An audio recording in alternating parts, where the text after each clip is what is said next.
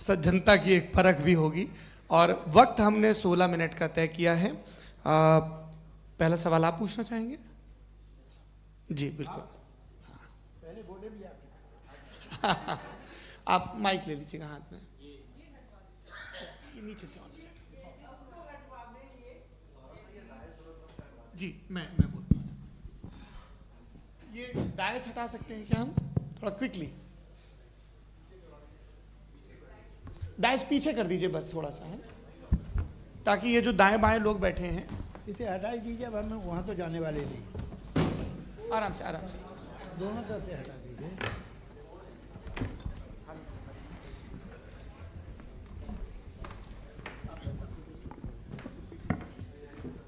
इस बीच आप लोग भी अपने अपने सवाल तैयार कर लें। ये ध्यान रखेंगे कि मैं यहाँ से सवाल लूँगा, आप लोगों को अपना हाथ ऊपर करना है, अपना नाम बताना है और अधिकतम 3 वाक्यों में अपना सवाल पूरा करना है। कई लोग सवाल की जगह भाषण देने लगते हैं, उससे आज बचना है। जी मुफ्ती साहब, पहला सवाल आपका, 16 मिनट हैं, हम दोनों लोगों के सवाल लेंगे। जी जी बहुत शुक्रिया। आपकी जो अभी बात हुई बहुत अहम थी, मैं इसको चाहूँगा कि आगे डिस्कस करूँ, लेकिन चूँकि अभी ये वो सेगमेंट है क्रॉस एग्जामिनेशन, तो सबसे पहला सवाल आपसे ये है कि जो मैं इतनी देर से कॉन्टिंजेंसी आर्ग्यूमेंट आपको बता रहा था, ये अकल से ही बता रहा था हजरत, आप ये बताएं कि आप इन्फिनिट रिग्रेस ऑफ कॉजेस को पॉसिबल मानते हैं या नेसेसरी बीइंग के एग्जिस्टेंस को सही समझते हैं? चूंकि 2 ही ऑप्शन हो सकता है, आप ये बताएं। देखिए, आपको मैं ईमानदारी से बात करूं, एक तो मैं कॉन्टिजेंसी वर्ड ठीक से समझता नहीं, और इस वक्त भी जो आपने अंग्रेजी के अल्फाज इस्तेमाल किए वो ज़रा थोड़े से मुझे डिफ़िकल्ट और कॉम्प्लिकेटेड लगे, तो आप ज़रा सिंपल ज़बान में सवाल कर सकते हैं? बिल्कुल कर सकता हूँ जी। यूनिवर्स की हर चीज़ कॉन्टिंजेंट होने का मतलब ये है कि वो अपने एग्जिस्टेंस में किसी के ऊपर डिपेंडेड है। जो भी चीज़ डिपेंडेड होगी वो चीज़ इंडिपेंडेंट नहीं हो सकती, तो उसका कोई ना कोई कॉज होगा।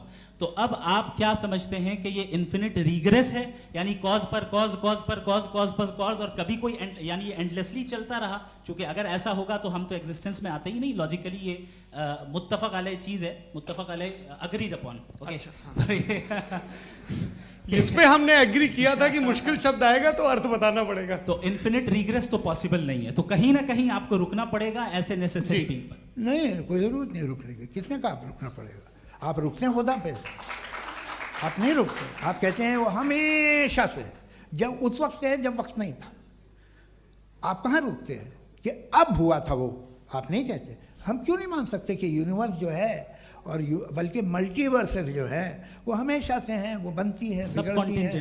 एक हमारे यहाँ एक चीज़ है ब्लैक होल, वो समेट लेता है वापस, फिर ब्लास्ट होता है, फिर फैल जाता है। और इसमें हमारी तो खैर कोई औकात ही नहीं है इंसान की।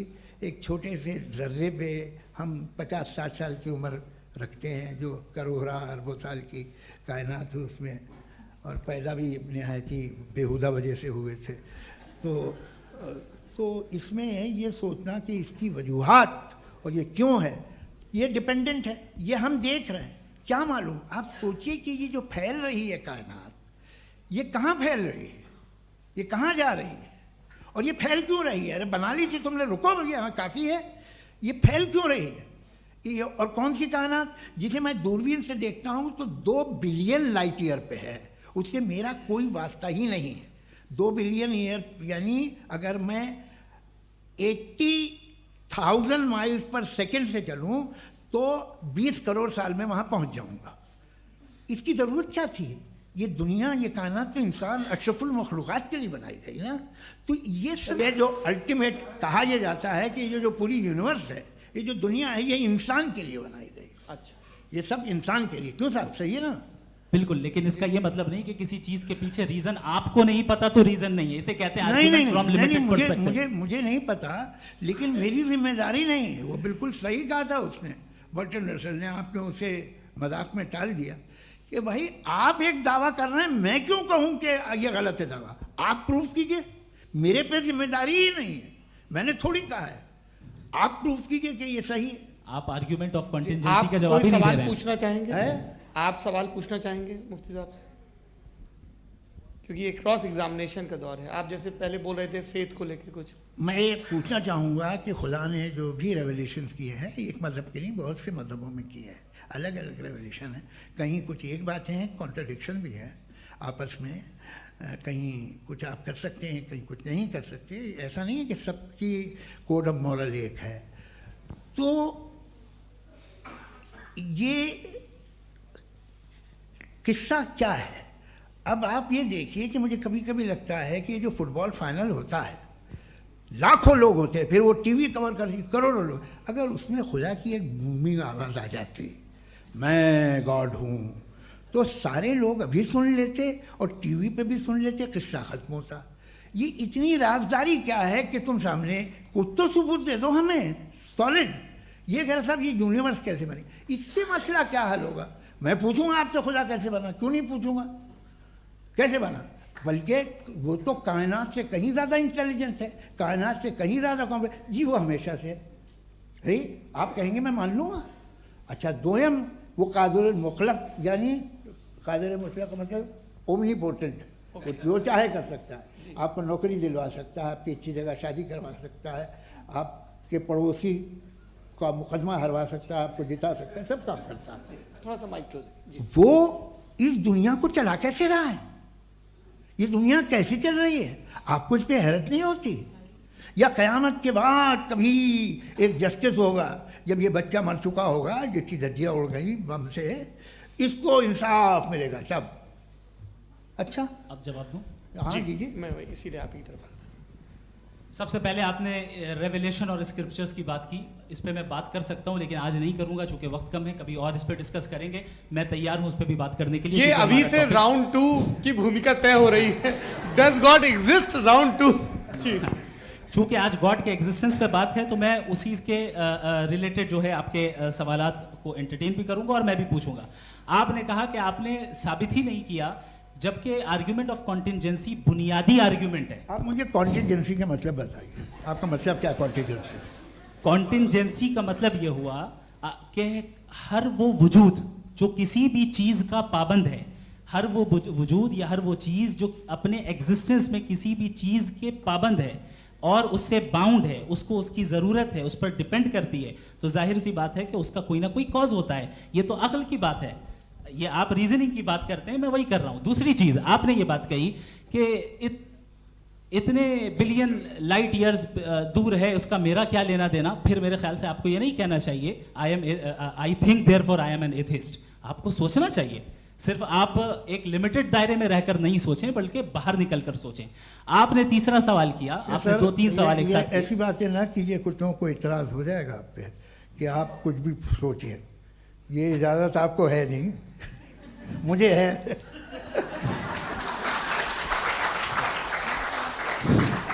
जी आपने प्रॉब्लम ऑफ इविल के ताल्लुक से सवाल किया और बार बार आप एक लफ्ज रिपीट कर रहे हैं कि ओमनीपोटेंट गॉड है, ऑल पावरफुल गॉड है। यही तो दरअसल समझना है कि गॉड का कॉन्सेप्ट क्या है। प्रॉब्लम ऑफ इविल जो है, प्रॉब्लम ऑफ इविल दर हकीकत 2 असम्पशंस पर कायम है। अगर आप इन 2 असम्पशंस को समझ जाएं तो ये प्रॉब्लम नहीं रहेगी, आर्ग्यूमेंट आपको समझ में आ जाएगी कि ये कोलैप्स कर जाता है। पॉइंट नंबर 1, यानी जो आपका सबसे पहला फॉल्स असम्पशन है कि गॉड मर्सीफुल है, ओमनीपोटेंट है, दुनिया में जुल्म हो रहा है।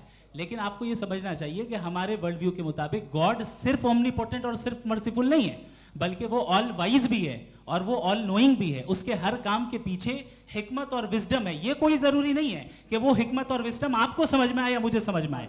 अगर आप जो समझ रहे हैं उसके मुताबिक आप फैसला कर रहे हैं, ये लिमिटेड पर्सपेक्टिव से आर्ग्यूमेंट है। और इस चीज को हम अपनी दुनिया में, अपने लाइफ में, डेली लाइफ में इस प्रिंसिपल को एक्सेप्ट करते हैं। हम जब किसी डॉक्टर के पास जाते हैं, डॉक्टर के पास जाकर वो अगर उसने हमें कोई दवाई दी है तो हम ये तो नहीं कहते कि जब तक आपके पास जितना नॉलेज और जितना विजडम नहीं है, आपने क्यों ये दवाई दी है, तब तक हम इस चीज को एक्सेप्ट नहीं करेंगे।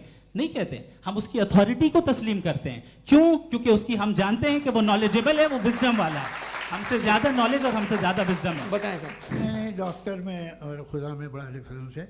डॉक्टर पढ़ा लिखा होता है एक, तो मैं उसकी बात सुनूंगा। दोयम ये नहीं कुछ जवाब तो ये भी नहीं है। सर आप प्लीज ये आ आप जाइए, अगर चलिए। सब ऑडियंस से बोलने लगेंगे तो हाँ। फिर मतलब नहीं सिविलाइज बहस का। मतलब आप ये कहें कि चूंकि आप डॉक्टर पे बिलीव करते हैं इसलिए खुदा पे बिलीव किए, क्या ये मिसाल आपको समझाने के लिए आर्ग्यूमेंट है, इस पे आपको एतराज नहीं है। तो सिंपल बात ये है कि मैं अगर ये यकीन कर लूँ कि एक ओमनी पेटेंट उसकी मसलहत है, ये जो बच्चे मर रहे हैं ये मसलहत है उसकी, मुझे नहीं चाहिए थी मसलहत, उसकी मसलहत नहीं, यही मसलहत तो की समझना है। मतलब एक्सपीडियंस। अच्छा इस आपने अभी मेरी बात पूरी सुनी नहीं। मैंने कहा आपका पूरा आर्ग्यूमेंट दो फॉल्स असम्पशंस पर है। एक फॉल्स असम्पशन मैंने बता दिया, दूसरा फॉल्स असम्पशन ये है कि इस दुनिया में इविल के होने का कोई गुड रीजन नहीं है, जबकि हमारे पास बाज रीजंस मौजूद हैं, हमारे पास बाज वजूहात मौजूद हैं।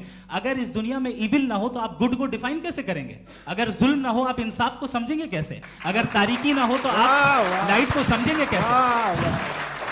बहुत अच्छे। अभी और सुन लें, अभी और बहुत बाकी है। ये तो बात बहुत पसंद आई साहब मुझे कि जब तक रेप ना हो तब तक औरतों की इज्जत का ख्याल आपने मेरा जवाब पूरा सुना ही नहीं। जब तक के बच्चों का कत्ल ना किया जाए तब तक आपको बच्चों की मासूमियत की इज्जत है। आपने पूरा जवाब सुना ही क्या नहीं। बात है, क्या आपने नुक्ता निकाला हुआ? आपने पूरा जवाब सुना ही नहीं। आप सुन लें, मेरी बात सुन लें। ये मैंने आपको एक चीज बताई। दूसरी चीज, इस दुनिया में हम आए हैं टेस्ट के लिए, हमारा टेस्ट हो रहा है और हर इंसान का अलग अलग अंदाज में टेस्ट होता है। और इस दुनिया में अगर इविल मौजूद है तो वो इविल जरिया है हमारे अंदर ह्यूमन नोबल क्वालिटीज को डेवलप करने का और अलग अलग फील्ड में प्रोग्रेस करने का। और अगर हमारे अंदर और इस दुनिया में इविल नहीं होता तो बताइए टेस्ट का मतलब क्या होता? अगर मैं अपने स्टूडेंट को एमसीक्यूज दूं और उसमें सिर्फ राइट आंसर लिख कर दे दूं और कहूं तुम्हारा टेस्ट हो गया, ये मीनिंगलेस है। इस दुनिया में अगर हम टेस्ट के लिए आए हैं तो जाहिर है गुड एंड इविल दोनों मौजूद है। तो अगर गुड एंड इविल दोनों मौजूद है तो ये इविल भी खुदा का बनाया हुआ है। जी हाँ, खुदा का बनाया हुआ है, लेकिन अच्छा चलो अच्छी बात। जी बिल्कुल तो बिल्कुल खुदा ने मतलब बनाया। अभी तो ये है कि जो मेजॉरिटी है दुनिया में वो इविल है, तो ये खुदा एक्चुअली इविल के साइड पे लग रहा है मुझे। बिल्कुल भी नहीं, मैं बताता हूं। मेजॉरिटी में तो वो है। क्या बात कर रहे हैं भाई आप? मैं बहुत कोई भी जो मुंसिफ होगा, चाहे आपका अपना घर हो जिसके आप सबसे बड़े हैं, चाहे आपकी ऑर्गेनाइजेशन हो जो आप चलाते हैं, वहां पर आप इविल रखेंगे साबित करने को कि बाकी लोग शरीफ हैं। मेरी बात सुन क्या लें। ये आर्ग्यूमेंट ही गलत है? अगर- कि जब तक के कोई इविल नहीं होगा तब तक के शरीफ आदमी शरीफ नहीं लगेगा। अगर एग्जामिनर गलत ऑप्शन दे रहा है तो एग्जामिनर इविल नहीं हो गया। जो गलत ऑप्शन को सेलेक्ट कर रहा है वो फेल होगा। क्रिएटर ने इविल को बनाया है लेकिन वो इविल नहीं है। अच्छा सुनिए मेरी बात, चलिए, लेट मी कंप्लीट सर। जी जी क्रिएटर ने इविल को बनाया है टेस्ट के लिए, वो इविल नहीं है। इविल वो होगा जो उसे इख्तियार करेगा। छुरी को बनाने वाला गलत नहीं होता है, छुरी का गलत इस्तेमाल करने वाला गलत होता है। रेप को कैसे गलत है? Does God exist? मैं इस पे इतने एकेडमिक तैयारी करके आया था, मुझे था कि मैंने सोचा था कि कई सारे मैं आर्ग्यूमेंट्स दूंगा, लेकिन वक्त की भी किल्लत और जावेद साहब बार बार इधर उधर चले जा रहे थे तो उसको भी थोड़ा एंटरटेन करना पड़ गया। डज गॉड एग्जिस्ट पे मैं एक ही आर्ग्यूमेंट दे पाया। आर्ग्यूमेंट्स बहुत हैं और डेफिनेटिव आर्ग्यूमेंट्स हैं, और मेरे आर्ग्यूमेंट को किसी एक राउंड में भी इन्होंने एंटरटेन नहीं किया और रेफ्यूट नहीं किया। एक राउंड में भी नहीं, एक राउंड में भी नहीं। कौन सा? और ना ही अभी अभी आपका क्लोजिंग आर्गुमेंट आएगा नहीं, वो उसमें। बता देना। Argument of contingency sir. अरे मैं आपसे कई बार कह चुका हूँ कंटीजेंसी का मतलब अब मैं कैसे समझाऊं Please, आपको? please, आपस में हाँ आप और please, कितने please, आसानी से समझाऊं मैं, मुझे तो नहीं समझ में आ रहा है। बस आप अपनी- आर्ग्यूमेंट ऑफ कंटीजेंसी उर्दू में बोल सकते हैं। हाँ आप अपनी बात पूरी कर लें जी। आखिरी 4 मिनट। दूसरी चीज, just a minute please ma'am, can I talk? दूसरी चीज ये है कि आपने एक तो इसका जवाब नहीं दिया, दूसरा आपने गॉड के ना होने पर कोई डेफिनेटिव आर्ग्यूमेंट नहीं दिया, सिर्फ मजहब पे बात कर रहे हैं आप। मजहब तो आज हमारा टॉपिक ही नहीं था। आज तो हमारा टॉपिक हो, आप मजहब से ले लेकर आईएस तक चले गए। भाई हमारा क्या ताल्लुक है उससे? We condemn them. और उसका गॉड से क्या ताल्लुक है? अगर कोई गलत काम कर रहा है, किसी ने किसी को कत्ल किया, किसी ने किसी का रेप किया, उसको सजा मिलनी चाहिए। और आपके पास कोई भी rational strong foundation of morality नहीं है। आपने कहा कि मेजॉरिटी तय करेगी सोसाइटी की, वो सही होगा। मैंने कहा हिटलर को फिर आप सही कहेंगे, नहीं, प्लैनेट की सोसाइटी की मेजॉरिटी तय करेगी। तो प्लैनेट की मेजॉरिटी गॉड के एग्जिस्टेंस को मानती है, आप कह रहे हैं ये रिलीजियस है। तो यानी आपके पास कोई स्ट्रांग फाउंडेशन नहीं है ऑब्जेक्टिव मोरालिटी का। ऑब्जेक्टिव मोरालिटी का अगर कोई फाउंडेशन है तो वो सिर्फ गॉड है, गॉड है, गॉड है। थैंक यू जी। ये मुफ्ती शमाइल नदवी साहब का क्लोजिंग आर्ग्यूमेंट था। अब हमारे पास जी जी ये बड़ा अच्छा है कि दोनों लोगों को मॉडरेटर से शिकायत भी और बोल रहे भाई हमारी शाबाशी भी तो करते चलो। अब मेरी बात जी आपके पास जावेद अख्तर साहब 5 मिनट का वक्त है, ये आपका क्लोजिंग आर्ग्यूमेंट है, टाइम रीसेट कर दें जी। देखिए, बहुत सारी बातें हैं। गॉड का डेफिनेशन दुनिया के किसी भी रिलीजन में है कि वो ओमनीपोटेंट है, ओमनीप्रेजेंट है, he is just, he is kind, he loves you and so on. मैं जब दुनिया देखता हूँ तो मुझे कोई ऐसा सुप्रीम पावर यहाँ दिखाई नहीं देती है जो इंसान की बहबूदी के लिए कुछ कर रही हो, कमज़ोर को बचा रही हो, मदद कर रही हो, जालिम को पीछे हटा रही हो। मैं नहीं देखा, तारीख़ में नहीं। एक तो अगर है और ये देख रहा है तमाशा, तो उसका होना न होना बराबर है। दोयम ये कि रहा है तमाशा, तो उसका होना न होना बराबर है। दोयम ये कि ये जो है, जब आप ये कहते हैं कि कायनात जिसकी कंटिजेंसी है, मैं देखिए वो लफ्ज़ इस्तेमाल किया मैं, तो ये कैसे हो सकती है भाई? और फ़ौरन आप सरेंडर कर देते हैं कि जाहिर है कि इसका बनाने वाला तो इससे 10,000 गुना ज़्यादा कॉम्प्लिकेटेड होगा। उस पर आपके होने पे कोई इतराज़ नहीं है। उसे वो टाइमलेस है, वो पहले से था, टाइम तो बहुत बाद में आया। ये सब आप मानने को तैयार है जिसका आपके पास कोई सबूत नहीं, आपके पास कोई रीज़न नहीं है। आपकी तारीख क्या है मज़हबों की? बिलीफ की, जो खुदाओं का बिलीफ है, ये कॉन्स्टेंटली गलत साबित होता रहा है। मतलब आप कहें कि अरिस्टोटल के ज़माने में तो सब जाहिल थे, वो भी इतने ही यकीन से खुदा पे यकीन रखते थे, जो अब नहीं रहा। ये भी नहीं रहेगा, आप लिख लीजिए। और इसके आसार आपको दुनिया में दिखाई देना शुरू हो चुके हैं। ये बहस क्या आज से 100 साल पहले इस तरह हो सकती थी? यहाँ तक तो आपको हम ले आए हैं। तो सर अरे इनको मदद की ज़रूरत नहीं भाई, ये सेल्फ सफिशिएंट आदमी है, आप क्यों इनकी मदद कर रहे हैं? Sir please. तो ये जो है तमाम बातें अपनी जगह हैं। ये एक पैकेज है। आप अकेले, कोई आदमी ऐसा नहीं जो सिर्फ गॉड को मानता हो, उसके साथ बहुत पैराफर्नेलिया आता है, अलग अलग पैराफर्नेलिया आते हैं। They have always created chaos in the society. मैं तो आपको सीधा ऑफर देता हूँ कि दुनिया में 10 इम्पॉर्टेंट बिलीव्स हैं। आप एक मानते हैं, 9 नहीं मानते, 9 में आप एथियस्ट हैं, 9 को आप बिल्कुल रीजनेबली मेरी तरह देखते हैं। तो 90 मजहबी आदमी भी 90% एथियस्ट है, वो दूसरे खुदा नहीं मानता, एक खुदा मानता है अपना वाला, बाकियों को कहता है गलत है। अगर आप मानना ही बंद कर दें तो आपका 10% चांस है कि आप सही हैं और 90% चांस है कि आप गलत हैं। मेरा मशवरा है, आप मानना छोड़ दिए तो 50% चांस होगा कि आप सही हैं और 50% चांस होगा, 40% आप गेन करेंगे बाय बिकम एन एथियस्ट।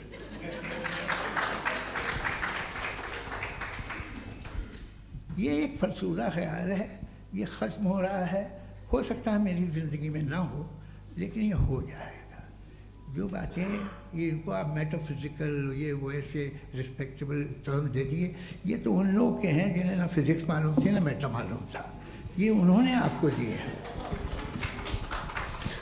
जी बहुत शुक्रिया आप दोनों लोगों का। और अब इस बातचीत का आखिरी राउंड शुरू होगा, डज गॉड एग्जिस्ट की ये बहस मुफ्ती शमाइल नदवी और जावेद अख्तर साहब के बीच। आप लोग अपने अपने हाथ ऊपर करेंगे, मैं यहाँ से तय करूँगा। और माइक हमारे पास है क्या? एक ही माइक है ऑडियंस के लिए?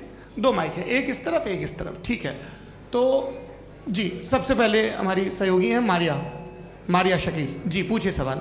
थोड़ा सा रुकेंगे ताकि कैमरे का फ्रेम आप पर आ जाए, आपकी तो प्रैक्टिस है टीवी की। जी नदवी साहब, मैं खुदा को मानती हूँ, पहले मैं इसी प्रमाइस से शुरू कर रही हूँ और ये बता रही हूँ आपको, मैं मानती हूँ। लेकिन कुछ सवाल हैं जो जावेद साहब ने उठाया, उसका जवाब आपको देना चाहिए।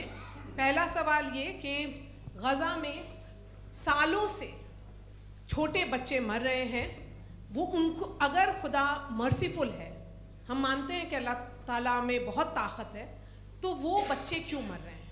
दूसरी बात ये कि अगर कंटिजेंसी की जो आप बात करते हैं, पूरे मुस्लिम ममालिक मिल करके भी उन गज़ा के बच्चों को क्यों नहीं बचा पा रहे हैं? क्योंकि अगर वो चाहते, क्योंकि अल्लाह ताला उन पर हुकूमत करते हैं, सब पर हुकूमत करते हैं, तो वो उनको क्यों नहीं बचा? जी, thank thank you very much. बहुत अच्छा किया आपने इस चीज़ को जिक्र कर दिया, मैं इसको और अच्छे से एक्सप्लेन करने की कोशिश करता हूँ। देखें, जहाँ तक आपने कहा कि गज़ा के बच्चों को मारा जा रहा है, देखें दो वर्ल्ड व्यू है, एक एथीस्टिक वर्ल्ड व्यू, एक थीस्टिक वर्ल्ड व्यू है। बच्चे मर रहे हैं दोनों वर्ल्ड व्यू में, लेकिन हमारा वर्ल्ड व्यू कह रहा है कि रिकॉम्पेंस है, ये कह रहे हैं कि उनका मरना बेकार जाने वाला है, कोई उसका रिकॉम्पेंस नहीं है, चूंकि इनके यहाँ आखिरत और अल्लाह का कोई तसव्वुर या गॉड का कोई तसव्वुर नहीं है। आपने ये सवाल किया कि गॉड मर्सीफुल है, क्यों नहीं रोकता? ये मैंने बताया कि ये मिसकंसेप्शन है लोगों के दरमियान कि गॉड को सिर्फ मर्सीफुल और ओमनीपोटेंट समझते हैं। गॉड के सिर्फ यही दो एट्रीब्यूट्स नहीं हैं, गॉड के कई सारे एट्रीब्यूट्स हैं, उनमें से अल हकीम भी है, उनमें से ऑल वाइज भी है, ऑल नोइंग भी है। लिहाजा अगर इस दुनिया में किसी को तकलीफ आ रही है और गॉड उसको नहीं रोक रहा है, वो इसलिए नहीं रोक रहा है चूंकि इंसानों को फ्री विल दिया गया है। ठीक इसी तरीके से अगर एक डॉक्टर किसी छोटे बच्चे को इंजेक्शन लगा रहा है, उसे तकलीफ पहुंच रही है, उसके लिमिटेड पर्सपेक्टिव के एतबार से ये गलत हो रहा है। Cold day, isn't it? Yes, it is more cold today. Perspective के एतबार से ये गलत हो रहा है और डॉक्टर बुरा है। लेकिन जब आप ब्रॉडर पिक्चर को देखेंगी, आपके और हमारे पास सिर्फ एक पिक्सल है, हमें इतना नजर आ रहा है कि गजा में कत्ल हो रहा है, लेकिन इसके पीछे कितना रिकॉम्पेंस उनको मिलने वाला है, पूरा पिक्चर गॉड के पास है। तो एक पिक्सल से आप पूरे पिक्चर को कभी भी जज नहीं कर सकती। आप इसमें कुछ जोड़ना चाहेंगे? आपको कुछ बोलना है इसमें? भैया आपने बहुत अच्छा जस्टिफिकेशन दिया। या आप वो जो वहाँ के प्राइम मिनिस्टर इजराइल के उन्हें भेजिए, वो बहुत खुश होंगे। आप जस्टिफिकेशन दे देना कि अगर गॉड नहीं है तो बच्चे क्यों मर रहे हैं, आप बताएं। वो ये सवाल पूछ रहे हैं कि अगर आप ईश्वर का अस्तित्व नहीं मानते हैं तो उन बच्चों की मौत को आप कैसे इंटरप्रेट करते हैं? भाई ये दुनिया जो है, जो ताकतवर लोग होते हैं वो एक नाइंसाफी करते हैं। तो ये अच्छा काम है आपके नजदीक, तो नेचर नाइंसाफी पे मबनी है। अरे मेरे भाई, आप नेचर की कहाँ बात कर रहे हैं, तो इंसान की बात। तो फिर जब मैं इंसान की बात कर रहा था, आप नेचर की बात करने लग गए। क्रॉस एग्जामिनेशन नहीं। हाँ, अब आप मुझे बोलने नहीं देंगे तो अलग बात है, आप बोलिए, मैं मुझे कोई जल्दी नहीं। जी नहीं, ये क्रॉस एग्जामिनेशन है। मुझे बोल तो लेने दीजिए। जी बोलिए। क्या बात ये है कि ह्यूमन सोसाइटी तभी साथ में रह सकती है जब वो मोहब्बत से, एकता से, एक दूसरे के एहतराम करके रहे। इसके अलावा पॉसिबल नहीं है, अकेले तो इंसान रह नहीं सकता। वहाँ पर कुछ लोग हैं जो फाउल करते हैं, वो फाउल हम हमेशा से तारीख में होता आया है। आज ये हो रहा है, जो हो रहा है बहुत बुरा हो रहा है, बहुत जालिमाना है, बहुत जाबराना है। उसको आप कहें कि ये बच्चों को कॉम्पनसेशन मिल जाएगा या इसकी इंजेक्शन है, इंजेक्शन तो हेल्थ के लिए दिया जाता है। आप ये कह रहे हैं कि ये बच्चों की जो धज्जियां उड़ रही हैं ये इंजेक्शन है, ये टेस्ट है, ये टेस्ट है और उस टेस्ट में उनको ऐसा रिकॉम्पेंस मिलेगा जो आपके तसव्वुर के बाहर है। ये आप 3 बरस के बच्चे को बारूद से उड़ा के टेस्ट ले रहे हैं। वाह, वो नहीं ले रहा है, खुदा नहीं उड़ा रहा है, इजराइल उड़ा रहा है। जी, ये तो उसको कंडेम अगला सवाल लेते हैं प्रोफेसर पुरुषोत्तम अग्रवाल। मुफ्ती साहब, एक निवेदन आपसे है कि कम से कम थोड़ा सा माइक क्लोज एक रिलीजियस और फिलॉसफिकल कर मैम प्लीज। एक रिलीजियस और फिलॉसफिकल ट्रेडिशन है जो ब्रह्मांड को यानी यूनिवर्स को ही अंतिम मानती है। सर्वम खलु इदम ब्रह्मम, this is Chandogya Upanishad and it complete मानती है। सर्वम खलु इदम ब्रह्मम, this is Chandogya Upanishad and it completely rules out the existence और नेसेसिटी, आपके शब्दों में necessity of a creator. The creation itself is the creator. तो एक मिनट प्लीज। दूसरा जो सवाल आपने अभी, जो आप बार बार कह रहे हैं कि भगवान विद्वान भी है, वाइज, सब जानने वाला, तो अगर विजडम में दुनिया भर के पापों और अत्याचारों को बर्दाश्त करना शामिल है तो फिर इसका मतलब ये हुआ कि अगर मैं फ्री विल से उसको अपोज करता हूं तो ईश्वर की विजडम और मेरी फ्री विल में कॉन्ट्राडिक्शन है. Because when I am opposing whatever है happening in Gaza, then I am opposing the God's will और गॉड्स विजडम. जवाब लेते हैं क्योंकि तो गॉड की विजडम में, एक मिनट सर प्लीज सर, ये एक जुमला. गॉड की विजडम है कि गाजा में जो कुछ हो रहा है वो हो रहा है, मैं उसको अपोज कर रहा हूं, तो मैं गॉड की विजडम के खिलाफ जा रहा हूं. एक सवाल. दूसरा ये नहीं, आपने दो ऑलरेडी. सर आप और सवाल कर लें, लेकिन मुझे दो जवाब दे. सर, पहले आपने ये कहा, सर, सुनिए मेरी बात सुनिए. भाई इजराइल के गॉड के मुताबिक तुम्हारा ठीक हो रहा है ना? प्रोफेसर, नहीं हो रहा है, ठीक नहीं हो रहा है. मैं बता रहा हूँ क्या हो रहा है. आप तशरीफ रखें, मैं बता रहा हूँ क्या हो रहा है. Let me complete please. एक सेकंड गाइस, एक सेकंड. ये देखिए, ऐसा है कि ये सब बड़ा आपस में विचार विमर्श के बाद ये तय हुआ था कि कुछ नियम बना लिए जाएं ताकि एक टाइम बाउंड बातचीत चले. और भाई साहब, आप बड़ा जरूरी काम कर रहे हैं, लेकिन कैमरे के फ्रेम में आके उस काम को गड़बड़ कर दे रहे हैं. ठीक है गुरु, अब मेरे को कहीं का गुस्सा कहीं निकालना था, सॉरी. नहीं, कोई गुस्सा नहीं है जी. तो प्रोफेसर ने सवाल पूछे, आप उनके जवाब दें. और थोड़ा ये सब लोग थोड़ा ख्याल रखें भाई, सवाल संक्षिप्त रखें जी. आपने दो सवाल किया. सबसे पहला ये कहा कि हमारे पास ये कॉन्सेप्ट है कि ये यूनिवर्स खुद नेसेसरी बीइंग है. Creation itself is the creator. How irrational is this कि मैं एग्जिस्ट करूंगा बाद में, लेकिन अभी एग्जिस्ट कर भी रहा हूं. यानी एक ही टाइम में एग्जिस्ट भी कर रहे हैं, नहीं भी कर रहे हैं. This is not true. दूसरी चीज, आपने कहा कि अगर इजराइल में, सॉरी माफ कीजिएगा, Israel doesn't exist. Occupied Palestine में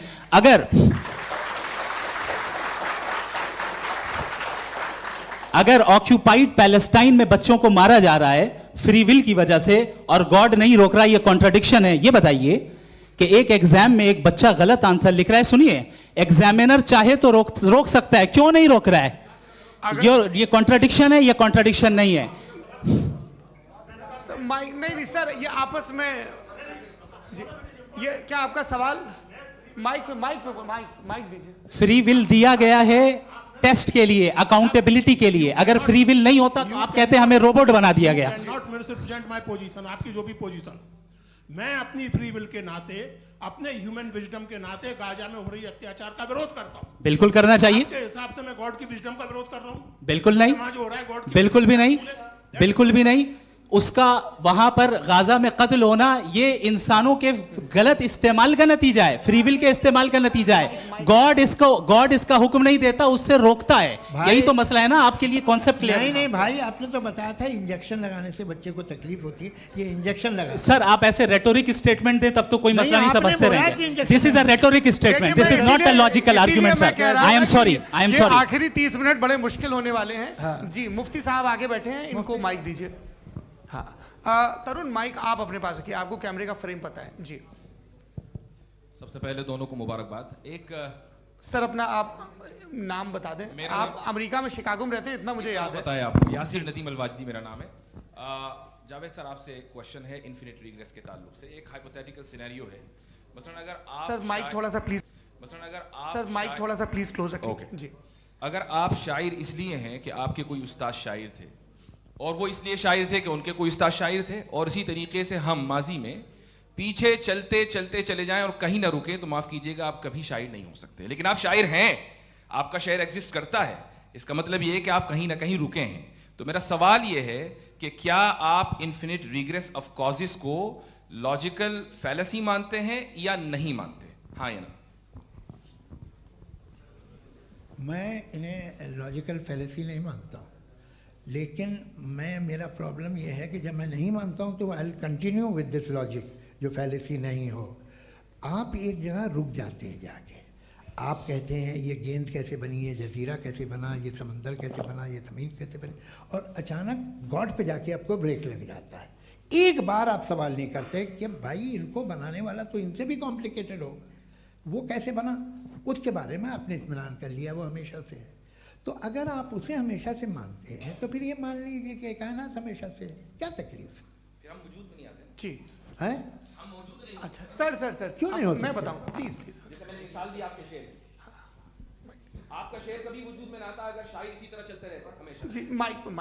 मेरे ख्याल से एक सेकंड. इन्फिनिट रिग्रेस का कॉन्सेप्ट क्लियर नहीं हो पाया. ऐसे रहने दें, लेट्स मूव ऑन सर. ठीक है. हाँ, थोड़ा सा मॉडरेटर का भी ख्याल रखें. नहीं आपने तो रखा है, आपने रखा है. यहाँ पे गौहर रजा साहब हैं, वो भी एक सवाल पूछना चाहते हैं।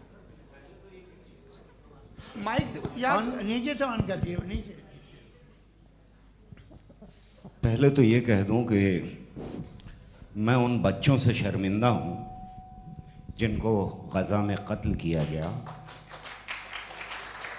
क्योंकि हमारे होते हुए कत्ल किया गया। लेकिन उससे ज़्यादा शर्मिंदगी इस बात से हुई कि मुझे लगा कि मुफ्ती साहब उसको जस्टिफाई कर रहे हैं। बिल्कुल भी नहीं, आप बहुत ही गलत मुझे बात लगा मैं गलत हो सकता हूं। बिल्कुल गलत मैं है। सवाल पूछ रहा हूं। सवाल मैं देखिए, सवाल अगर पूछ रहा हूं। एक मैं सेकंड, जावेद भाई गौर से साहब, एक डिसएग्री सेकंड, गौर करता साहब, हूं। एक सेकंड देखिए, अगर देखिए ऐसा, एक सेकंड आप सर वेट, अरे आप कुछ मेरे पहले मुझे अपनी बात कह लेने दीजिए। अगर ऑडियंस तय करेगी तो फिर मॉडरेटर का मतलब नहीं। मेरा आप सबसे ये कहना है, ये बहस दो लोगों के बीच में है, एक तरफ मुफ्ती साहब, एक तरफ जावेद साहब। पिछले 1.5 घंटे से ये लोग अपने अपने तर्क रख रहे हैं। आपकी इनसे इत्तेफाकी हो सकती है, ना इत्तेफाकी हो सकती है। मेरे उस्ताद मुझे सिखा गए हैं कि मुखामुखम में असहमति की गुंजाइश बची रहनी चाहिए। अगर मैं आपकी बहुत इज्जत करता हूं गौहर साहब, आपने जो कमाल की किताबें लिखी, साइंटिफिक टेम्परामेंट, लेकिन मेरी ये गुजारिश है आप सबसे कि यदि आप इन लोगों ने जो बोला उन पर टिप्पणियां करेंगे तो ना वक्त की पाबंदी रहेगी, ना वो अनुशासन। आप सवाल पूछ लें, उस सवाल में जो बात आ जाए वो आ जाए। मैं जावेद साहब से डिसएग्री करता हूं, इसलिए जावेद साहब से सवाल पूछ रहा हूं। आपका सवाल जावेद अख्तर साहब से। और सवाल ये है मेरा कि जावेद साहब ने कई बार लॉजिक का इस्तेमाल किया कि साइंस में लॉजिक है और रिलीजन में लॉजिक नहीं है। मेरा ख्याल ये है कि रिलीजन में भी लॉजिक है, लेकिन उस लॉजिक की बेसिस ये है कि आप रुक जाते हैं, जिसका जिक्र जावेद साहब ने बार बार किया, यानी खुदा के तसव्वुर पे आते हुए, गॉड के तसव्वुर पे आते हुए रुक जाते हैं।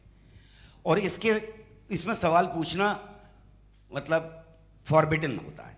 सवाल ये है कि क्या जावेद साहब इससे एग्री करते हैं कि साइंस की लॉजिक अलग है और रिलीजन की लॉजिक अलग है?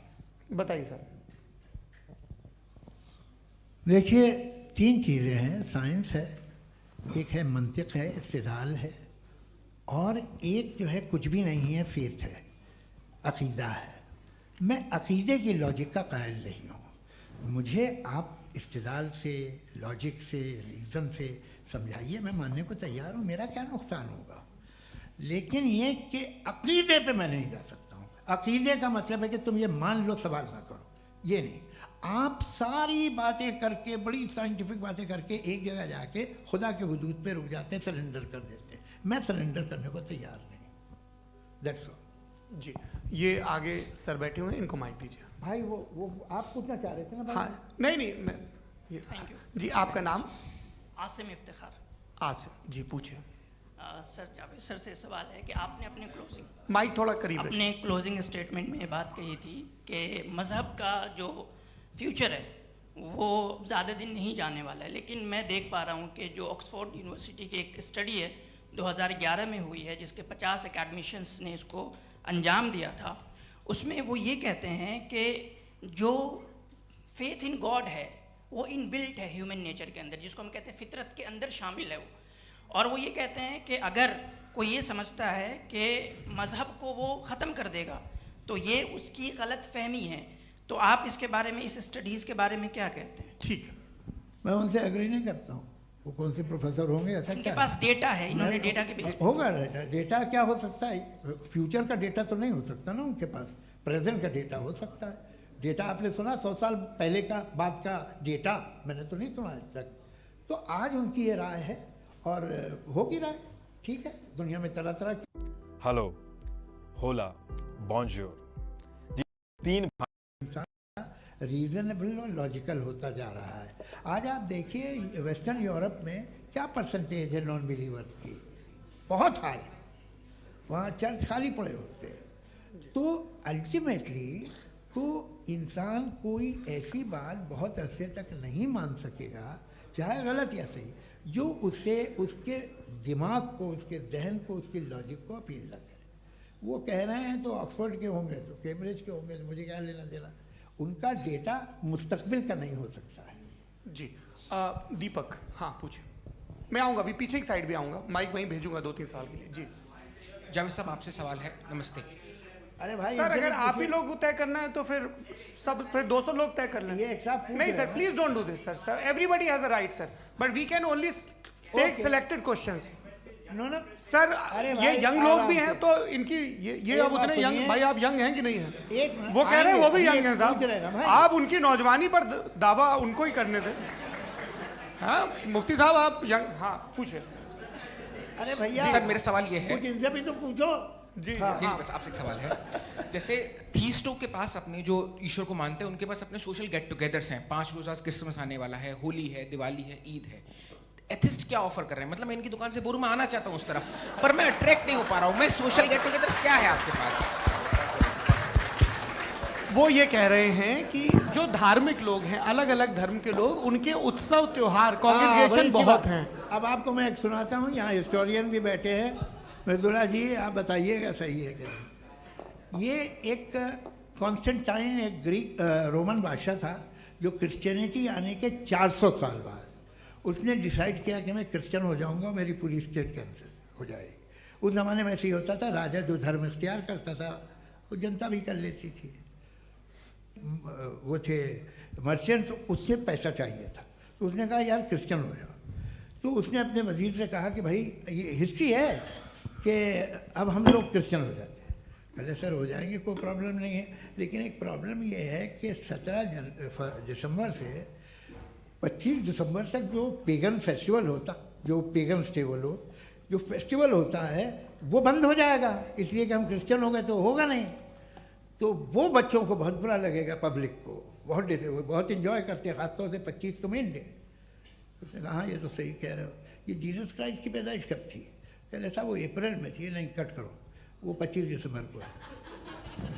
यह हकीकत है जी। और 400 साल बाद क्रिश्चियनिटी के अप्रैल से दिसंबर ले आए, और इसलिए कि यहाँ पेगन फेस्टिवल होता था। अब मनाते हैं आप आराम से। ये जो सारे फेस्टिवल हैं ये रिलीजन से, हर एक को एक इंटरटेनमेंट डिपार्टमेंट चाहिए होता है अपनी कंपनी चलाने के लिए। तो ये रिलीजन ने, ये सेकुलर त्यौहार थे जिन्हें रिलीजन्स ने ले लिया है। ये मौसम के थे, फसलों के थे, किसानों के थे, उसको आपने लेके रिलीजियस रंग दे दिया। ये कोई रिलीजन से थोड़ी आए आप। अच्छा हमें देखिए, हम तो मुल्द हैं, हम ईद मनाते हैं, हम दिवाली मनाते हैं, हम होली मनाते हैं, हम क्रिसमस मनाते हैं। बम्बई की फिल्म इंडस्ट्री की सबसे बड़ी होली हमारे घर में, सबसे बड़ी ईद हमारे घर में। वो हमारे सोशल वो है, हमारे हेरिटेज है। ऐसा थोड़ी है कि we will throw the baby along with the water. ये तो अच्छी चीज़ है, इन्हें रखो, जो बेकार है फेंक दो। जी हाँ हेलो जी, मेरा सवाल नादवी जी से है। जैसा कि आपने बोला कि गॉड टाइम के भी परे हैं, और गॉड इतनी कॉम्प्लेक्स चीज़ है कि उसे ह्यूमन माइंड समझ नहीं सकता, और गॉड ने अर्थ पे फ्री विल भी दे दी है। तो आप अपना वक्त ज़ाया क्यों कर रहे हैं गॉड के बारे में बात करके? अपन को तो बात करनी चाहिए कि सोसाइटी को बेहतर कैसे करें। जी, मैं गॉड वही बताता है सोसाइटी को कैसे बेहतर करे। अभी मैं आपका जवाब देता हूँ। आपने कहा कि टाइम पे वो एग्जिस्ट नहीं करता, सो मेरा सवाल ये है कि जैसा आपने बोला कि गॉड बहुत ही कॉम्प्लेक्स चीज़ है। मैंने कहा ही नहीं कि कॉम्प्लेक्स है, तो आपके अल्फाज हैं। कॉम्प्लेक्स का लफ्ज गॉड के लिए सुइटेबल नहीं है। क्यों?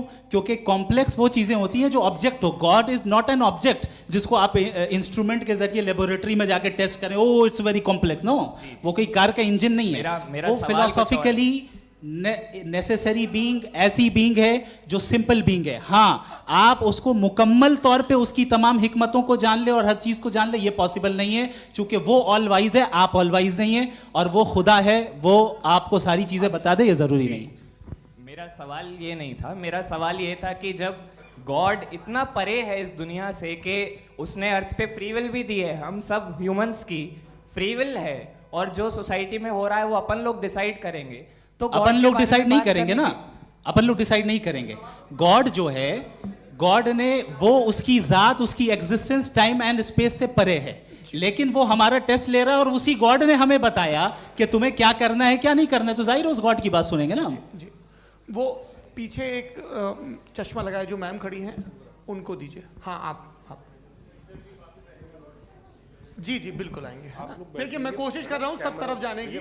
हाँ उनको दीजिए माइक। जी हेलो सर, मैं ओमनी प्रेजेंट नहीं हूँ, टाइम पाबंद हूँ और जहाँ तक कोशिश कर सकता हूँ करूँगा। जी, अपना नाम बताइए। मेरा नाम उर्सुला है, मैं दिल्ली यूनिवर्सिटी की एक स्टूडेंट हूँ और मैं स्टूडेंट फेडरेशन ऑफ इंडिया से हूँ। मेरा सवाल मुफ्ती जी से है कि इस हॉल के इस कमरे में बैठ के हम लोग रेप की मोरालिटी के बारे में फिलोसफिकली बात तो कर सकते हैं, बट असलियत ये है कि रोज़मर्रा की ज़िंदगी में औरतें रेप के थ्रू गुजरती हैं और हम लोग सिर्फ नंबर्स पे इस तरह नहीं देख सकते, क्योंकि कितनी औरतें हैं इन कंट्रीज़ में जहाँ पे आप बता रहे हैं कि केसेस कम हैं, जिनका एक्सेस है कि वो जाके केस फाइल कर सकें। कितनी औरतें हैं जो जिनको काम करने की आज़ादी है उन कंट्रीज़ में। यूरोप में ये आज़ादी आ गई, यूरोप में ये रूल्स आ गए, तो हम आज उसके बारे में बात कर पा रहे हैं। जी, जवाब। आपने ये कहा कि कमरे में बंद होकर हम लोग इस पर फिलोसफिकली बात कर सकते हैं, लेकिन हकीकत में क्या हो रहा है, वो ग्राउंड लेवल पे क्या हो रहा है, जो बहुत गलत हो रहा है और वो सफ़र कर रही हैं। आई एग्री, बहुत गलत हो रहा है और जो गलत हो रहा है उसको हमें रोकना है। और क्यों रोकना है, वो गलत क्यों है? हमारे पास इसका ऑब्जेक्टिव फाउंडेशन है, इनके पास उसका ऑब्जेक्टिव फाउंडेशन नहीं है। मैं ये कहना चाह रहा हूँ कि जहाँ पे भी जुल्म हो रहा है, जहाँ पे भी औरत पे जुल्म हो रहा है या उसकी इज्जत लूटी जा रही है या उसे तकलीफ पहुँचाई जा रही है, और सिर्फ औरत नहीं, किसी इंसान के ऊपर भी जुल्म हो रहा है, तो उसके खिलाफ खड़ा होना, ये मॉरलिटी हमारे पास गॉड के पास से आई है। वरना जावेद साहब तो कह रहे हैं कि जो है मेजॉरिटी डिसाइड करेगी, तो मेजॉरिटी तो कभी भी बदल सकती है। क्या आप नातू? हाँ। ये थोड़ी सी आपको गलतफहमी है। मैं अगर मेरे जुमले से ये मदनत निकला या मैंने कहा तो ये जुमला मैं वापस लेता हूँ। ये मेरा मतलब ही नहीं था कि मेजॉरिटी डिसाइड करेगी। मेजॉरिटी डिसाइड करे तो दुनिया में बड़ी, वैसे आपने कहा था ये जुमला, अच्छा हो सकता है, मैं मान रहा हूँ, बाद में रिकैप कर लेंगे। अरे एक सेकंड, मैं अपनी एक्सप्लेनेशन देता हूँ। मुनासिब बात यह है कि हम सब के सब दिल में जानते हैं कि क्या अच्छा है क्या बुरा है, हमें पता है अच्छी तरह से। जो लोग बुरे काम करते हैं उन्हें भी मालूम अच्छा क्या है। यही तो सवाल था हजरत कि फिर ये मोरालिटी आई कहाँ से? Cross examination. हाँ जी, हाँ। मोरालिटी साथ रहने की डिजायर से आई, यानी साथ रहकर जो कुछ कह दे, जो कुछ कर दे, वो हो जाएगा? नहीं नहीं, तो आप कायदे से रह ही कर सकते हैं जब तक लोगों में मोरालिटी हो, वरना क्यास हो जाएगा। ये आपको कैसे पता? जी, हमने देखा ना, जहाँ मोरालिटी का क्यास हो गया, हम देखते हैं। कहाँ पे देखते भाई? दुनिया में। आप जो कह रहे हैं, आप कहीं पे अगर गलत हो रहा है तो उसको आप गलत देखिए। आप एपिस्टेमोलॉजी की बात कर रहे हैं, मैं ऑन्टोलॉजी की बात कर रहा हूं। मैं इस बहस फाउंडेशन क्या है? दोनों लोगों को चाय पे होस्ट करूंगा, वहां पे क्रॉस एग्जामिनेशन कर लीजिएगा। अभी ऑडियंस का हक मार रहे हैं आप लोग भाई, सर जस्ट लोग हैं आप लोग। और ये भाई ये हाँ, उधर आएंगे, जी सर आएंगे। अच्छा सर, मेरा नाम लईकुर रहमान है और मैं अलीगढ़ मुस्लिम यूनिवर्सिटी का स्टूडेंट हूँ। और जहाँ तक मुझे पता है कि sir you are also product of Aligarh Muslim University. मैं भी उसी चमन का बुलबुल। हाँ सर, तो बहुत खुशी हुई मुझे जान करके कि मैं आपसे मिलूंगा। सवाल सर, मेरा सवाल यह है, सर सैयद अलैहिर्रहमा का नज़रिया यह था कि खुदा के वजूद को अक़ल के दायरे में रह कर के तलाश करना, न कि पूरी तौर से उसका इनकार कर देना। Sir, how will you define it? नहीं, तो ये तो आप इन्हें बताइए। ये सवाल आपसे खुदा का वजूद साबित कर रहे हैं तो सर आपने इनकार कर रखा है, इस वजह से मेरा क्वेश्चन उन्होंने यही सर से एक सेकंड, सर सैयद ने यही कहा ना कि अक्ल से आप खुदा के वजूद को साबित नहीं कर सकते, यही कहा ना भाई। वो उन्होंने कहा कर सकते हैं और वो कर दिया गया आज। वो फोन तलाश करना या साबित करना अक्ल से अक्ल से नहीं हो सकता। अरे सवाल तो सुन लीजिए जी। अक्ल से नहीं हो सकता है, यही कहा ना आपने। अक्ल से हो सकता है। अरे वो यही कह रहे हैं भाई, आप बता रहे हो सकता है, वो तो कुछ और। आप अगर सर देखो नौजवान फोन ले लो, वो इतनी कमाल की यूनिवर्सिटी है। अरे भाई दे दो ना जरा, एक मिनट दे दो भाई, मेरी बात सुनो, माइक पे बोलो ताकि जो लाखों लोग देख रहे हैं। माइक दे दो ना। अरे देंगे ना माइक, तुम ठहरो तो। हाँ सर, मेरा सवाल ये था कि सर सैयद अलैहिर्रहमा का एक नज़रिया था अपना कि खुदा का जो वजूद है उसको अक़ल के दायरे में रह कर के तलाश करना है, न कि पूरे तौर से इनकार कर देना है। ये उनका कॉन्सेप्ट था। लेकिन मेरा सवाल ये है कि आप इसको कैसे डिफाइन करते हैं, एक्सप्लेन कैसे करेंगे? मैं आपसे जानना चाहता हूँ, क्योंकि you are the product of Aligarh Muslim University. मुझे अक़ल के दायरे में रख के मैंने बहुत तलाश की, मुझे मिला नहीं। हाँ, ये इधर उधर वो चश्मा लगाए जो, हाँ उनको दे दीजिए। जी जी फटाफट पूछिए, बस 5 मिनट है, 5 मिनट में खत्म हो रहा है। हाँ अस्सलाम वालेकुम मुफ्ती साहब। एंड मेरा सवाल जावेद अख्तर साहब से। क्या नाम है आपका? अरे भैया सब मुझे तो पूछ रहे हो हाँ, फैज पूछिए फैज साहब। तो मेरा सवाल ये है कि अभी जो एथियस्ट है वो problem of evil argument use कर रहे हैं अगेंस्ट मुस्लिम्स, राइट? कि इस दुनिया में इतना सारा ईवल है और अगेंस्ट मुस्लिम तो यहाँ अगेंस्ट थियस्ट। हाँ थोड़ा सा करेक्ट कर लीजिए भाई, पूरी मशक्कत ही इसी बात की थी कि किसी एक मजहब पे बात ना टिके। जी, तो बेसिकली ये आर्गुमेंट ऐसा है कि इस दुनिया में इतना ज़्यादा ईवल एग्जिस्ट करता है और अगर एक ऑल गुड गॉड है तो वो रोकता क्यों नहीं है? लेकिन इस सवाल में एक हिडन अजम्पशन ये है कि इस दुनिया में ईवल एग्जिस्ट करता है। अब एथियस्ट ये कैसे ऑन्टोलॉजिकली प्रूव कर सकते हैं कि इस दुनिया में ईवल एग्जिस्ट करता है? मैं आपको बताता हूँ, थोड़ा सा समझा। नहीं सर, हम लोग इनको सुनिए। नहीं please don't do that. I want to explain ontologically. नहीं हम समझ गए सर, इनको अब जवाब देने दीजिए। अच्छा सवाल पूछ लो। मैं अभी तक क्या था वो मैं थोड़ा सा ऐड ऑन कर लेता हूँ। तुम गुरु, तो हम जब इसका राउंड 13 करेंगे ना तब तुमको स्टेज पे बिठाएंगे। जी तो हाँ जल्दी से। तो देखिए एथियज्म के हिसाब से सब कुछ रैंडमली बन गया है, सब कुछ एटम्स और मॉलिक्यूल्स है। एक पत्थर में और मुझ में सिर्फ इतना फर्क है कि हम लोग एटम्स और मॉलिक्यूल्स का अलग। इंग्लिश सीखने का सबसे फास्ट तरीका ढूंढ रहे हैं क्या? तो आप बांटते हैं मुझे। According to atheism it is same, there is no evil and good according to atheism.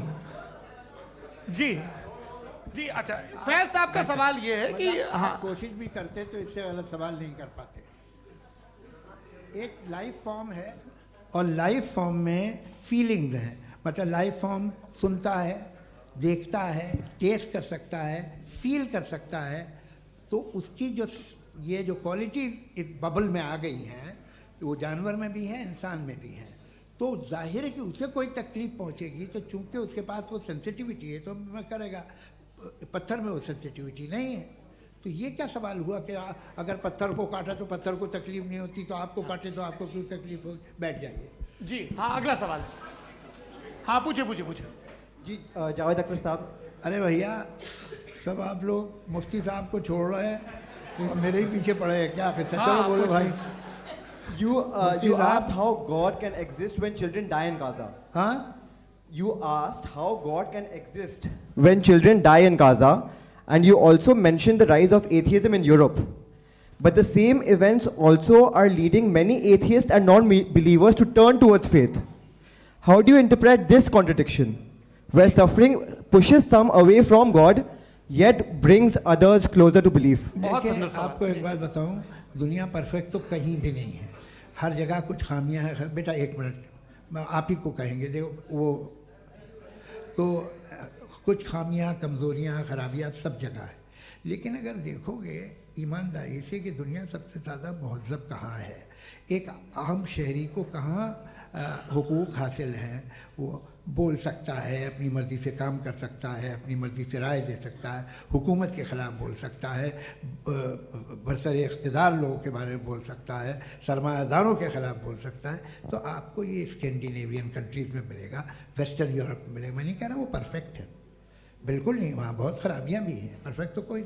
लेकिन जिन जिन मुल्कों में, लैटिन अमेरिका देखो, गल्फ़ देखो, वहाँ पर आपको ये ज़रूर है कि रेप नहीं होते होंगे। रेप की ज़रूरत क्या है भाई? उसको तो ख़रीद लो, घर में रखो, सड़क पर रेप करने की क्या ज़रूरत है? मगर सुनिए, मगर हकीकत ये है कि वहाँ शख्सी आज़ादी राय देने की, बोलने की नहीं है। जी ये एक आखिरी सवाल मुफ्ती साहब से। हाँ मैम, इनको माइक दीजिए। शुक्रिया। मेरा नाम मनीषा है, मैं हरियाणा से आई हूँ। मैं मुफ्ती साहब से एक बात पूछना चाहती हूँ। आप बार बार जावेद साहब को कॉन्ट्राडिक्ट तो कर रहे हैं कि आपने ये कहा, लेकिन आप भी अजम्पशंस के बेसिस पे बात कर रहे हैं। आपने खुदा के होने का कौन सा प्रूफ पेश किया है, खुदा की एग्जिस्टेंस का? अब इस सवाल को अलग रहने दीजिए, कौन एथीस्ट है कौन नहीं है। और दूसरी बात जो आपने एक छोटी सी कही थी कि ये फ्री विल का इस्तेमाल करता है इंसान अपनी, लेकिन इस फ्री विल का इस्तेमाल में मतलब खुदा ने ये दे दी सबको ये इजाज़त कि वो कितना घिनौनापन और कितने ज़्यादा ख़राब से ख़राब तरीके इस्तेमाल कर सकते हैं। जवाब सुनते जी। आप फ्री विल को मानती है ना, या अब कहती है कि फ्री विल नहीं है ना? मानती है ना?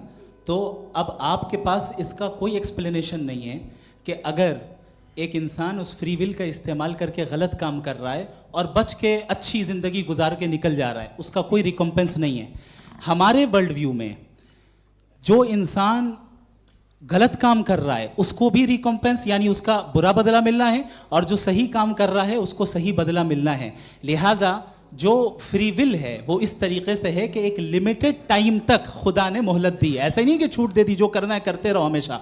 वक्त आएगा जब एग्जाम का टाइम खत्म होगा तब रिजल्ट आएगा, दौराने एग्जाम जबरदस्ती आपको नहीं बताया जाएगा। अरे भाई एक सेकंड, जी, एक सवाल मुफ्ती साहब से मेरा है। मुफ्ती साहब से जी, एक सवाल। हाँ, मैं भी- हाँ, हाँ, मुफ्ती हाँ, साहब, मैं एक please, सेकंड रुक जाइए। आपसे फोन, आप इसके बाद पूछ आपसे लीजिएगा, माइक यहीं छिन रहेंगे वो। चुका। हाँ, बोलिए। मैं मुफ्ती मैम, साहब एक एक ही सेकंड। सवाल करता हूँ कि अगर जो हो रहा है फ्री विल से हो रहा है और एक दिन बरोज़ क़यामत इंसाफ होगा मैशर में वगैरह वगैरह, तो दुआ क्यों मांगते हैं लोग? दुआ मांगते हैं इसके मतलब है अभी भी उसने ये डिपार्टमेंट रखा है कि मैं रोज़मर्रा की ज़िंदगी में इंटरफेयर बिल्कुल कर बिल्कुल, सकता हूं। He can. तो तुम कैन हो, तुम मुझे नौकरी दिला देते हो, मेरे बेटे को ग्रीन कार्ड दिला देते हो, और 45,000 बच्चे मरते हो, उन्हें रोकते नहीं हो। नहीं तो क्या आप ये कह रहे हैं कि इस दुनिया में जालिमों को कभी पकड़ ही नहीं होती है? अरे जो भी पकड़ होगी वो बच्चे रोते हैं। बिल्कुल, देखिए वो औरतें मैंने रोती अपने हैं ओपनिंग जिनके बच्चे स्टेटमेंट में यही कहा था आप कि मुझे जनाब नौकरी जावेद साहब दिलवा सिर्फ रहे हैं, इमोशनल मेरी आर्गुमेंट बेटी की देंगे। सही दिस इज जगह एन शादी इमोशनल करा रहे हैं। आर्गुमेंट। ये छोटे मोटे इसके पीछे इसके पीछे का रीजन मैंने बताया क्या है? देखिए, मैं इसके पीछे का बार-बार यहाँ विजडम क्या है पर मैंने बताया। मंच से आप लोगों को सज्जनों इसलिए कह रहा हूं ताकि थोड़ा सा आपके कॉन्शियंस पे जोर रहे कि आपको ऑर्डर बचा के रखना है। वक्त तय हुआ था, ये वक्त पूरा हुआ, आपने इतने धैर्यपूर्वक सुना, मैं आप सबका बहुत बहुत शुक्रगुजार हूं। यदि इन दोनों विद्वानों की इच्छा होगी तो कभी हम इस बातचीत का राउंड 2, राउंड 3, यही तो देखिए खूबी है इंसान की कि बहस मुबाहसे में वो पड़ा रहता है। आप लोगों ने बड़े धैर्य का परिचय दिया, बहुत बहुत शुक्रिया। इसी के साथ ये बातचीत यहाँ पे आप समाप्त लोग को होती है। मैं एक बात बता दूं, ये सारी बहस हो गई, अब मुफ्ती साहब और बड़े मुफ्ती साहब इन साथ के साथ मैं खाना खाने वाला हूँ।